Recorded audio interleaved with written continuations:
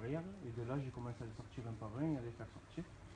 D'abord la petite fille, ensuite le jeune homme de 10 ans, et après la maman de 44 ans qui a sauté. Et de là, je suis tombé directement par terre là, quand elle a sauté sur moi. Expliquez-nous déjà comment vous avez vu qu'il y avait le feu, comment ça s'est passé. Il y avait des flammes, j'imagine que ça Si, devait être.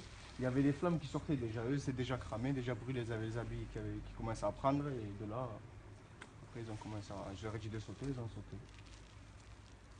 Et alors, vous avez vu le feu de chez vous, vous avez senti comment ça s'est passé, comment vous avez vu qu'il y avait des gens, on ne les voit pas d'ici là. Eh ben écoutez, j'ai entendu des cris, j'ai sauté le grillage là-bas, j'ai vu qu'ils étaient là, au bout de l'angle de la maison, et de là, après, il y avait un collègue à moi qui habite dans le quartier, et il est monté, il m'a suivi, lui il est resté en bas, et moi je suis monté, j'ai dit de sauter, et je faisais passer petit à petit. On imagine qu'ils étaient paniqués. Oui, ah oui, ça c'est sûr.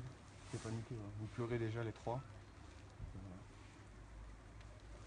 Vous avez été brûlé pendant que vous faisiez ça, vous avez eu peur. Non, J'imagine qu'il y avait j'ai juste la veste qui est un peu cramée, et c'est tout.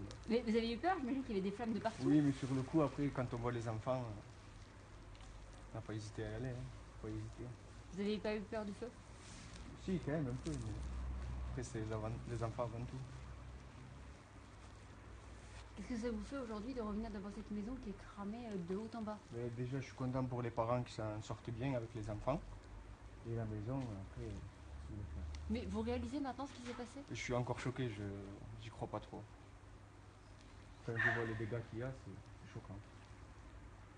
Est-ce que vous pensez, si vous n'étiez pas intervenu, qu'est-ce qui se serait passé? Bah oui, je serais mort, ça se trouve. 2 minutes, vous voyez bien les flammes qu'il y a.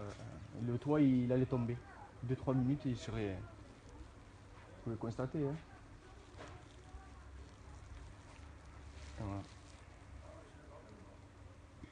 Et en fait, c'est les cris des enfants qui ont fait que vous êtes venu jusque-là, vous les avez entendus? Mais il y avait du monde et ma maman m'a dit, je crois qu'il y a des enfants, j'ai entendu des enfants crier. De là, je me suis mis au bout, à l'angle de la maison, et j'ai vu les enfants crier avec la maman qui faisait des signes. De là, je suis monté et je suis parti. Il y a un collègue qui m'a suivi, on était deux. Après, il y avait tout le monde qui nous regardait. Après, on s'est donné la main entre nous. Fallait du courage quand même pour aller jusque-là. Oui, il fallait, mais bon. Qu'est-ce que je vais faire? Je suis encore choqué, je suis pas. Je réalise pas encore, en fait. Quand je vois ça. Les flammes, elles étaient tout près de vous? Ouais, tout près, ouais. À 2 mètres, même pas, 1 mètre. Vous êtes un héros aujourd'hui. Ouais, gros. Ça, je sais pas, mais. Voilà. Je vais prendre votre prénom et votre nom, s'il vous plaît. Cherchard Gébril, 29 06 91. Gibril, G-I-B. G-E-B-R-I-L-E.